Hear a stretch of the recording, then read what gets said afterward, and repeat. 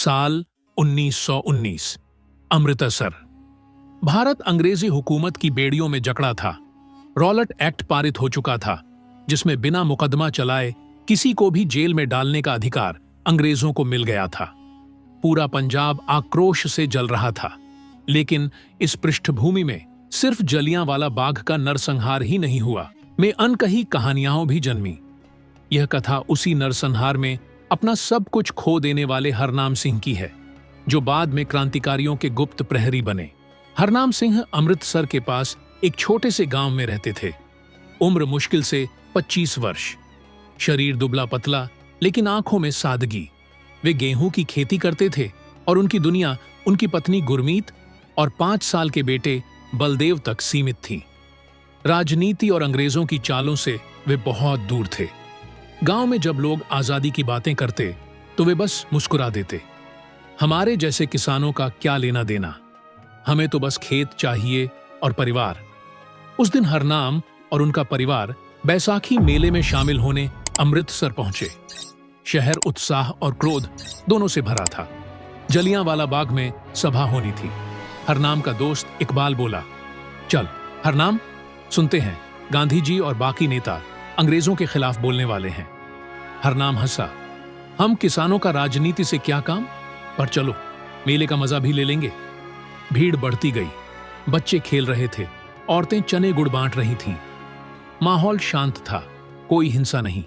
शाम के करीब 5 बजे अचानक बाग के चारों दरवाजे बंद हो गए। जनरल डायर अपनी फौज के साथ अंदर आया। बिना चेतावनी के गोलीबारी शुरू हो गई। फायर! गोलियों की बौछार ने भीड़ को चीर डाला। चीखें, रोना, चिल्लाना, भगदड़। लोग भागना चाहते थे, लेकिन चारों तरफ ऊंची दीवारें और बंद दरवाजे। हरनाम ने देखा, उसकी पत्नी गुरमीत के सीने में गोली लगी। वह वहीं गिर पड़ी। बेटा बलदेव डर के मारे चिल्ला रहा था। हरनाम ने उसे बाहों में लिया, लेकिन अगली ही गोली बच्चे के छोटे से शरीर को चीर गई। हरनाम वहीं पत्थर सा खड़ा रह गया। चारों तरफ खून ही खून। उसकी दुनिया पल भर में उजड़ गई।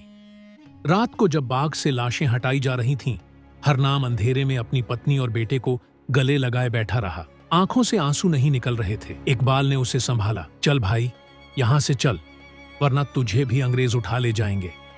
लेकिन हरनाम की आंखों में अब वही सादगी नहीं थी, वहां सिर्फ आग थी। उसने कहा, आज तक मैं सोचता था हमें खेती से मतलब है, पर अब समझ आया, अगर देश गुलाम है तो हमारी खेती भी गुलाम है। मैं अपने बेटे के खून को व्यर्थ नहीं जाने दूंगा। कुछ महीनों बाद हरनाम क्रांतिकारियों के गुप्त दल में शामिल हो गया। वह हथियार उठाने वाला नहीं था, लेकिन उसने अपने खेत और घर को क्रांतिकारियों का अड्डा बना दिया।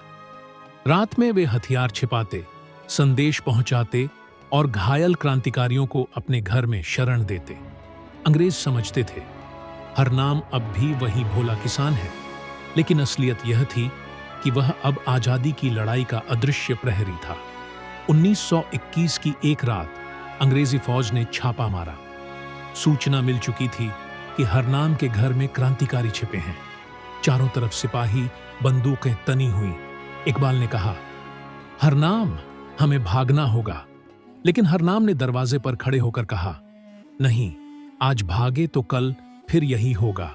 आज हमें बताना होगा कि हम डरने वाले नहीं।